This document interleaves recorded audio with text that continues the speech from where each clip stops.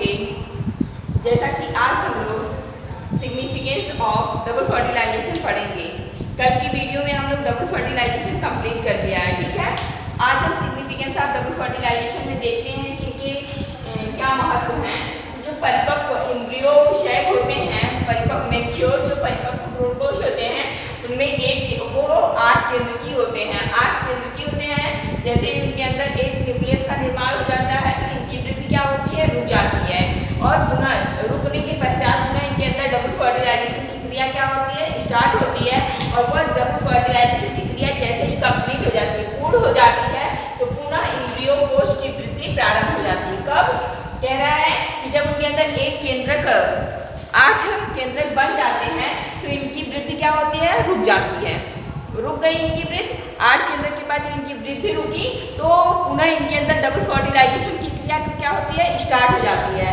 और वो double fertilisation की क्रिया जैसे ही कह रहा है कि जैसे ही कंप्लीट हो जाती है, मतलब दोहरा निषेचन उनके अंदर जैसे ही कंप्लीट हो जाता है तो पुनः क्या होते हैं, भ्रूणकोश की वृद्धि प्रारंभ हो जाती है। कब प्रारंभ होती है भ्रूणकोश की वृद्धि, जब दोहरा निषेचन पूर्ण हो जाता है। डबल फर्टिलाइजेशन की क्रिया कंप्लीट होने के बाद क्या होते हैं, एम्ब्रियो शैक का ग्रोथ प्रारंभ हो जाता है, ठीक है।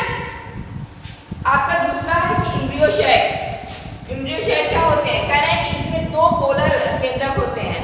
जैसा कि आपको बताया गया था कि एक से पुनः विभाजन होकर के 2 पोलर केंद्रक क्या करते हैं, बन जाते हैं। अभी स्टार्टिंग में हमने आपको बताया था पोलर केंद्रक कैसे बनते हैं। इधर 4 केंद्रक ऐसे था, इधर 4 केंद्रक बन गए थे, 1 से 2 बने थे, 2 से फिर 2 बन गए, फिर 2 से 4 बन गए थे। इस तरह से बना था, जिसमें से एक क्या हुआ था, धीरे धीरे किसक के केंद्रक की तरफ से आ गया था और चलाजा और माइक्रोफाइल की तरफ से एक एक केंद्रक किसक के बीच में आ गया था, जो पोलर न्यूक्लियस का निर्माण किया था। वही कह रहा है कि 2 पोलर केंद्रक क्या है, बीच में आ गए थे, वो आपस में फ्यूज हुए, फ्यूज होकर के डिप्लॉयड कंडीशन में चले गए, द्विगुणित हो गए। द्विगुणित केंद्रक का निर्माण हो जाता है, ठीक है। बीच में आए, अरे अभी हमने उसी दिन आपको बता दिया था कि जब ये दोनों एक दूसरे तक आएंगे तो ये आपस में फ्यूज करेंगे। फ्यूज करेंगे तो ये 2 केंद्रक मिल रहे हैं, तो सिंपल सी बात है, ये 2n हो जाएंगे ना। 2n के बाद ये क्या होंगे, जब 2n हो गए तो इसको क्या कहा जाता है, डिप्लॉयड या द्विगुणित अवस्था, ठीक है। तो द्विगुणित अवस्था का क्या होता है, निर्माण हो जाता है। इसको हम कह लेते हैं द्वितीय केंद्रक का निर्माण होता है। कह रहे हैं कि जो केंद्रक है वो विश्रामावस्था में होता है। जो ये केंद्रक है कुछ प्रक्रियाएं कर लेते हैं, लोग थक जाते हैं ना, उसी तरह से जब ये थक से जाते हैं तो ये थोड़ी सी आराम की अवस्था में चले जाते हैं, विश्रामावस्था में चले जाते हैं। जैसे ही डबल फर्टिलाइजेशन की प्रक्रिया पूर्ण होती है, जब ये विश्राम करते हैं उसी टाइम इनके अंदर दोहरा निषेचन होता है। ये दोहरा निषेचन जैसे ही कंप्लीट हो जाता है, केंद्रक पुनः विभाजन प्रारंभ कर देता है।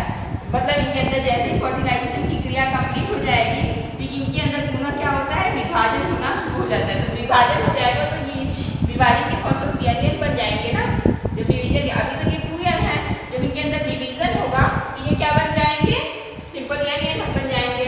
तो इनके अंदर क्या होते हैं, भ्रूणकोश का जब निर्माण होता है तो ये प्रक्रिया, ये प्रोसेस चलती है कि जैसे ये विश्रामावस्था से निकलते हैं तो इनके अंदर क्या होते हैं, डबल फर्टिलाइजेशन की क्रिया कंप्लीट हो जाती है। और डबल फर्टिलाइजेशन की क्रिया जब कंप्लीट हो जाती है तो इनके जो न्यूक्लियस होते हैं, जो केंद्रक होते हैं, उनके अंदर क्या होते हैं, पुनः डिवीजन स्टार्ट हो जाता है, ठीक। अब आपका द्विनिषेचन, जो हम लोगों ने कल पढ़ा था कि डबल फर्टिलाइजेशन कह रहा है कि डबल फर्टिलाइजेशन जो होते हैं, दोहरा निषेचन जो होता है, इस प्रक्रिया में संयुग्मन के परिणाम स्वरूप, मतलब फ्यूजन के परिणाम स्वरूप डिप्लॉयड जाइगोट का निर्माण होता है। कब, जब संयुग्मन हो जाता है, जब मतलब वो आपस में फ्यूज हो जाते हैं, उसके फलस्वरूप द्विगुणित युग्मनज का निर्माण होता है, ठीक। इसके पश्चात एम्ब्रियो का निर्माण होता है। जब यहाँ डिप्लॉयड जाइगोट बन गए तो वही जाइगोट डेवलप करके किसका निर्माण कर देते हैं, भ्रूण का निर्माण करते हैं, ठीक है। एम्ब्रियो का निर्माण होता है। जबकि अभी कल आप लोग देखे थे कि n मिला था, 2n बन गया था, ठीक। यहाँ एक सेल था आपका, ये प्रथम को वो था, नर युग्मक था, फर्स्ट मेल गैमेट थे, ठीक।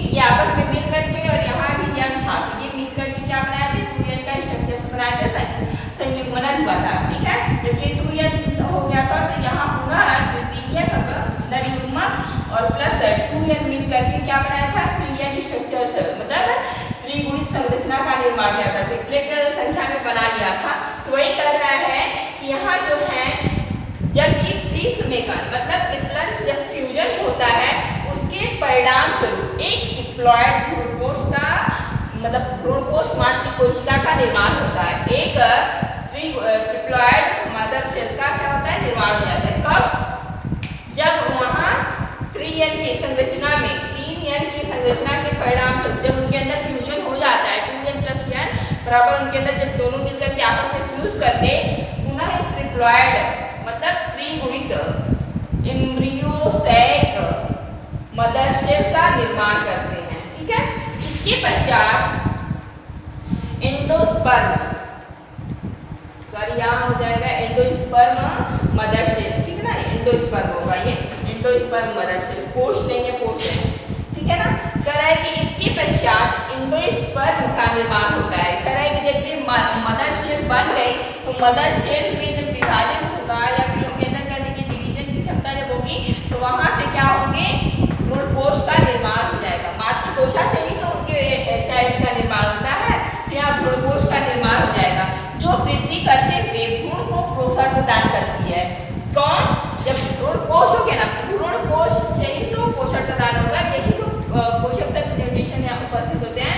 कहते हैं कि विभाजन के फलस्वरूप भ्रूणपोष का निर्माण हो गया जो अब ये क्या करेगा, वृद्धि करेगा, डेवलप करेगा। डेवलप करते हुए क्या करेंगे, ये भ्रूण को एम्ब्रियो को न्यूट्रिशन प्रदान करते हैं।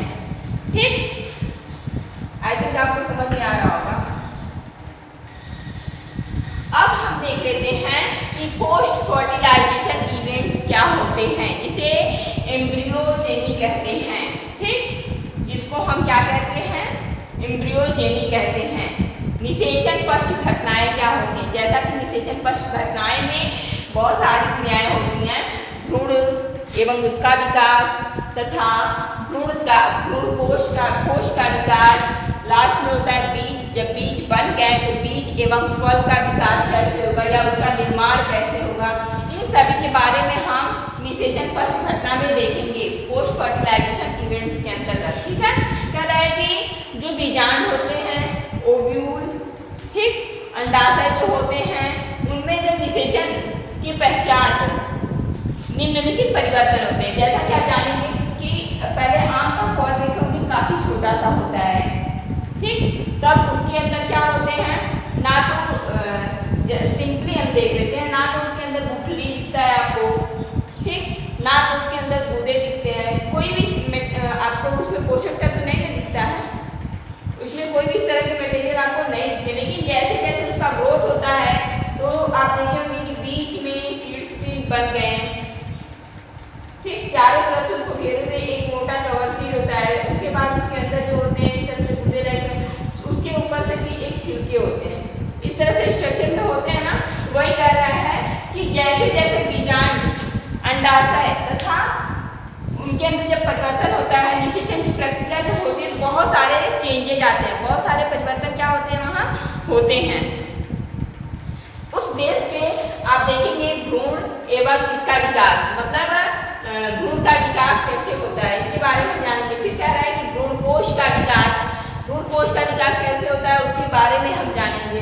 फिर आपका बोल रहा है कि बीज व फल का विकास, बीज और फल का निर्माण कैसे होता है, formation of seeds and fruits, उसके बारे में हम सभी जानेंगे। ठीक है ना, तो आज के लिए हम लोग देख लेते हैं कि भ्रूण एवं इसका विकास क्या होता है। इस पॉइंट्स को हम लोग अभी कंप्लीट करते हैं। ठीक है, बताइएगा भ्रूण का विकास कैसे होता है। भ्रूण पहले बता दें कि भ्रूण बनता कैसे है।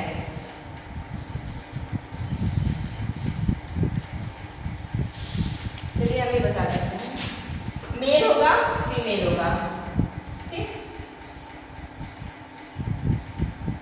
जब वो प्लांट्स की कंडीशन में मेल से मेल गैमेट और फीमेल से फीमेल गैमेट निकले। ठीक, यहाँ से स्पर्म निकला और यहाँ से ओवम, ये दोनों आपस में फ्यूज करेंगे, मतलब फर्टिलाइजेशन क्रिया होगी। फर्टिलाइजेशन क्रिया हुई, उसके फलस्वरूप क्या हुआ, जाइगोट बना, यूग्मनज का निर्माण हुआ। बन गया। अब यही ह्यूमन जब ग्रोथ करता है तो एम्ब्रियो का निर्माण करता है। भ्रूण का निर्माण यहाँ होता है, ठीक है। भ्रूण का निर्माण वही होता है, तो वही बोल रहे हैं ना कि अब तो आप जान गए भ्रूण का निर्माण कैसे हो गया कि जाइगोट जब अंड मतलब एक सेल का संयुग्मन हो जाता है, एक सेल जब संयुग्मित हो जाता है किसी से फ्यूज हो जाते हैं, उसके फलस्वरूप उनको क्या मिल जाते हैं, जाइगोट, ठीक। मतलब जाइगोट आपको मिल गए, जाइगोट कहलाया। इस संयुग्मन से विश्राम अवस्था के पश्चात कह रहा है कि जब ये संयुग्मन होता है, मिलने की प्रक्रिया होती है, तो वो विश्राम अवस्था के पश्चात किसका निर्माण, कुछ समय मतलब जैसे अभी हमने बता दिया कि कोई भी क्रियाएं आप करते हो, थक जाते हो, थोड़ी देर के लिए आप आराम करते हो, उसी तरह से चाहे वो बीज हो, चाहे कोई भी एनिमल्स को ले लेते हैं, वो भी प्रक्रियाओं को करने के बाद थक जाते हैं, तो वो क्या करते हैं, विश्रामावस्था में चले जाते हैं। तो यहाँ जब इनका फ्यूजन हो गया, मतलब इनके अंदर सिमिलैरिटी हो गई, उसके पश्चात जब जाइगोट बन गए, मतलब जाइगोट की प्रोसेस शुरू हो चुकी है, तो वो थकते जाते हैं, तो वो जाइगोट वो युग्मनज क्या करते हैं, विश्रामावस्था में चले जाते हैं, थोड़ी आराम करने की कंडीशन में चले जाते हैं। जैसे ही विश्रामावस्था से वो फ्री होते हैं, वहाँ एम्ब्रियो का निर्माण हो जाता है, भ्रूण का निर्माण हो जाता है। जबकि जैसा कि आप देखे होंगे निर्माण हो गया, कह रहा है कि जबकि मोनोकोटिलिडनस तथा डाइकोटिलिडनस, मतलब मोनोकोटिलिडनस एक बीजपत्री पौधे तथा डाइकोटिलिडनस द्विबीजपत्री पौधे में भ्रूण परिवर्धन की प्रारंभिक अवस्थाएं। भ्रूण परिवर्धन मतलब भ्रूण में अब देखिए एम्ब्रियो था अभी तक, सॉरी जाइगोट था, जाइगोट में बदलाव हुआ तो एम्ब्रियो का निर्माण हो गया। धीरे धीरे इसमें जो होते हैं भ्रूण में, अभी एम्ब्रियो में परिवर्तन मतलब एम्ब्रियो में जब चेंजेज आएंगे, बदलाव आएंगे, तो उनकी प्रारंभिक अवस्थाएं करें कि जो इनका फर्स्ट स्टेज होते हैं वो तो समान होते हैं, दोनों के लिए बोल रहा है, चाहे वो एक बीजपत्री होंगे चाहे द्विबीजपत्री होंगे, दोनों के भ्रूण को लेके बोल रहा है कि इन दोनों के भ्रूण जो होते हैं स्टार्टिंग में तो समान होते हैं, इनकी प्रारंभिक अवस्थाएं जो होती है वो समान होती हैं, लेकिन कह रहा है कि परंतु लग गया, लेकिन इसमें क्या होते हैं, जैसे जैसे परिवर्तन होते हैं, चेंजेज होते हैं, बदलाव आते हैं, वैसे वैसे ये क्या होते हैं, एक दूसरे से भिन्न होते जाते हैं। मतलब आप इसमें असमानताएं देखने को पा सकते हैं, असमानताएं देखने को आपको मिलता है। जैसे एकदम सिंपल सा एग्जाम्पल हम एक लीफ का ले लेते हैं, एक बीजपत्री और द्विबीजपत्री पौधों को पहचानने के लिए एक लीफ का अगर हम एग्जाम्पल ले लें, ठीक। तो जैसा कि अगर एक मिनट आप गेहूं देखे होंगे, चावल देखे होंगे, ये सभी क्या है, सीड में भी, सीड के हिसाब से हम देख लेते हैं कि इनके सीड को अगर हम दो पार्ट्स में डिवाइड करते हैं, मतलब इनके बीच में कोई भी ऐसा भाग नहीं होता जिसकी वजह से ये दो भागों में बट जाए, ठीक है। और या तो इनके लीफ को हम लेते हैं और एक बार बिल्कुल सीधा सा यहाँ देख लो, इनके बीच में एक ही मीट्रिक होता है, ना कि कोई शाखाएं, इसी तरह से इनका सीड होते हैं। अगर हम इनको यहाँ से ऐसे फैलाएं, लीफ लिए उनको फाड़ना शुरू करें, अगर वो बिल्कुल सीधी फटते हुए चले जाएं, ठीक, तो आप उसको पहचान सकते हो कि वो एक बीजपत्री पौधा है, एक बीजपत्री बीज है, ठीक है। या उनके बीज में भी आपको बदलाव नहीं दिखे, या वो दो पार्ट में डिवाइड नहीं हुए, तो आप वहां से भी जान सकते हो कि वो एक बीजपत्री पौधा है। द्विबीजपत्री जिनके बीज दो हो जाए, अभी नीम का ले लेते हो, नीम कौड़ी जिसको आप बोलते हो, उनको आप ले लिए और ऐसे उनको सीड को ऊपर से कवर सीड हटा करके और देखो तो उनके जो बीज होते हैं वो दो भागों में बढ़ जाएंगे। आम के होते हैं उनके सीड भी दो भागों में आपके आसानी से बढ़ जाएंगे। दालें होती हैं जैसे आपका चना ले लेते हैं, मटर ले लेते हैं, ये सभी दालें क्या होती हैं, आसानी से दो भागों में बढ़ जाती हैं। तो इस तरह से आप उन दोनों को अच्छी तरह से पहचान सकते हो कि एक बीजपत्री कौन होते हैं, दो बीजपत्री कौन होते हैं। कह रहा है कि दो बीजपत्री जो भ्रूण होते हैं उनका विकास कैसे होता है, ठीक। मतलब कि जो द्विबीजपत्री डाइकोटिलिडनस प्लांट्स होते हैं उनके अंदर पाया जाने वाला जो सीड होता है उनका विकास कैसे होता है, डेवलपमेंट ऑफ डाइकोटिलिडनस एम्ब्रियो, ठीक। इसका विकास अब कैसे होगा हम इसके बारे में जानेंगे। समझ में आ रहा होगा शायद आपको। प्लीज आप क्वेश्चन ढूंढ के क्वेश्चन पूछ लिया करिए, ठीक है ना। तो हम अब देखते हैं कि द्विबीजपत्री जो भ्रूण होते हैं उनका विकास कैसे होता है। अभी तक तो सबने आप जान लिए कि चाहे वो एक बीजपत्री होंगे, चाहे द्विबीजपत्री होंगे, चाहे वो कोई पौधे के, चाहे कोई विभाग होंगे, चाहे वो ह्यूमन बीइंग का होगा, जब तक उनमें मेल एंड फीमेल मिलेंगे नहीं, फ्यूजन होगा नहीं, उसके अगर ये प्रोसेस नहीं हुई तब तक कोई भी एम्ब्रियो जाइगोट का निर्माण नहीं होगा। तो जब जाइगोट ही नहीं बनेगा तो भ्रूण का निर्माण तो होना पॉसिबल ही नहीं है, ठीक। तो अब यहाँ क्या आपने भ्रूण का विकास आपको करना है कि भ्रूण का विकास कैसे होगा ना, तो आपका युग्मनज बन गया। यहाँ इसमें भी तो वही प्रोसेस होंगी, युग्मनज आपका बन गया है, ठीक। उस युग्मनज के फलस्वरूप क्या होंगे, वो विश्रामावस्था में चला जाएगा, ठीक। विश्रामावस्था के पश्चात वहाँ एम्ब्रियो का निर्माण हो जाएगा, हो गया ना। तो ये बोल रहा है कि युग्मनज बड़ा होकर, जाइगोट जो है वो बड़े होकर अपने चारों तरफ मतलब एक सुरक्षात्मक आवरण प्रोडक्ट लेगा ना, सुरक्षात्मक आवरण बनाएगा ना, तो अपने चारों ओर सेलुलोज भित्ति का निर्माण कर देती है। कौन? द्विबीजपत्री पौधे अपने सीड्स के चारों तरफ जब उनके अंदर युग्मनज का निर्माण हो जाता है, वो बड़ा होकर के अपने चारों तरफ सेलुलोज की भित्ति का क्या करते हैं, निर्माण कर देते हैं। सेलुलोज की एक लेयर आवरण क्या करते हैं, बना देते हैं। बनाने के फलस्वरूप क्या होता है कि उनके अंदर अनुप्रस्थ विभाजन होता है, उनके अंदर डिवीजन की क्षमता होती है, वो विभाजित हो जाते हैं दो कोशाओं में। द्विबीजपत्री पौधे के जो सीड्स होते हैं, मान लीजिए सीड है इस तरह से, जब तक ये छोटे होंगे बिल्कुल एक जैसे ही दिखेंगे, उनके अंदर कोई डिवीजन नहीं दिखेगा। जैसे ही कह रहा है कि मैच्योर होते हैं, बड़ा होते हैं, इनके चारों तरफ क्या होगा, एक सेलुलोज की लेयर बन गई, आवरण बन गई, उसके फलस्वरूप उनके अंदर अनुप्रस्थ विभाजन हो गया, ठीक। उनके अंदर अनुप्रस्थ विभाजन हो गया, अनुप्रस्थ विभाजन के फलस्वरूप दो कोशाओं में वो विभक्त हो गए। अब यहाँ से दो ही कोशाएं बच गए, दो कोशाओं में बढ़ जाती हैं। कह रहे हैं कि इनमें ऊपरी कोशाओं को आधार कोशा बेसल सेल कहते हैं। क्या बोलते हैं कि जो ऊपर की लेयर होती है, ऊपर की कोशिकाएं होती हैं, उनको बेसल सेल कहते हैं, ठीक है। नीचे की जो कोशाएं होती हैं उनको अंतस्थ कोशा कहते हैं, ठीक। कह रहे हैं कि जो अब दो भागों में बट गई, दो लेयर्स वहां हो गए, तो फर्स्ट आपका हो गया कि आधार कोशिका, दूसरा हो गया अंतस्थ कोशिका।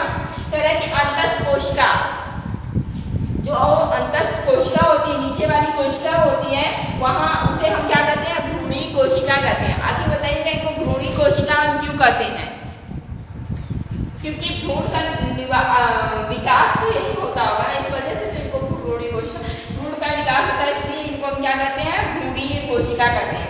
तथा आधार कोशिका निलंबन कोशिका कहलाती है। आधार कोशिका क्या कहलाती है, निलंबन सेल कहलाती है, कोशिका कहलाती है, ठीक है ना। आधार कोशिका अनुप्रस्थ विभाजन तथा अंतस्थ कोशिका उदग्र, जिसको हम वर्टिकल डिवीजन कहते हैं, उदग्र विभाजन द्वारा विभाजित होकर टी आकार की। कह रहे हैं कि अगली दो कोशिकाएं थे, इनको तो हमने कह लिया अंतस्थ कोशिका को भी भ्रूणी कोशिका के नाम से भी जान लेंगे। आधार कोशिका को आप किस नाम से देखिएगा, यहाँ अंडरलाइन कर देना है, इसको हम भ्रूणी कोशिका के नाम से जानेंगे, आधार कोशिका को हम निलंबन कोशिका के नाम से जानेंगे, निलंबन कोशिका के नाम से जानेंगे। कह रहा है कि आधार कोशिका में पुनः क्या होगा, विभाजन होगा। आधार कोशिका में अनुप्रस्थ विभाजन तथा अंतस्थ कोशिका के अंदर क्या होगा, वर्टिकल डिवीजन होगा, उदग्र विभाजन होता है, जिसके फलस्वरूप वो क्या करती हैं, विभाजन होता है, जिसके फलस्वरूप वो टी आकार का बारहूड यंग एम्ब्रियो का निर्माण करती हैं। कौन से आकार का, टी शेप्ड का एम्ब्रियो यंग भ्रूण बनाती हैं। इस तरह से द्विबीजपत्री भ्रूण का क्या होता है, निर्माण होता है। समझ में आया? आई थिंक आपको अच्छे से समझ में आ रहा होगा। ठीक है,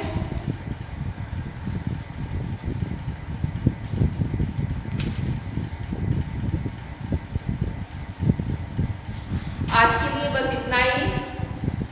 कल हम लोग देखेंगे डेवलपमेंट ऑफ मोनोकॉटिलिडनस एम्ब्रियो। कल का वीडियो में हम लोग इनको जानेंगे। उसके बाद हम ये जानेंगे कि भ्रूणकोश का जो विकास होता है वो कैसे होता है, डेवलपमेंट ऑफ एंडोस्पर्म का निर्माण कैसे होता है।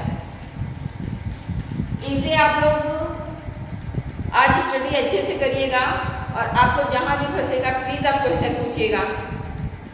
अगर आप क्वेश्चन नहीं पूछेंगे तो हमें यही लगेगा कि आप पढ़ाई नहीं कर रहे हो, सिर्फ नोट्स बना ले रहे हो। Okay, thank you.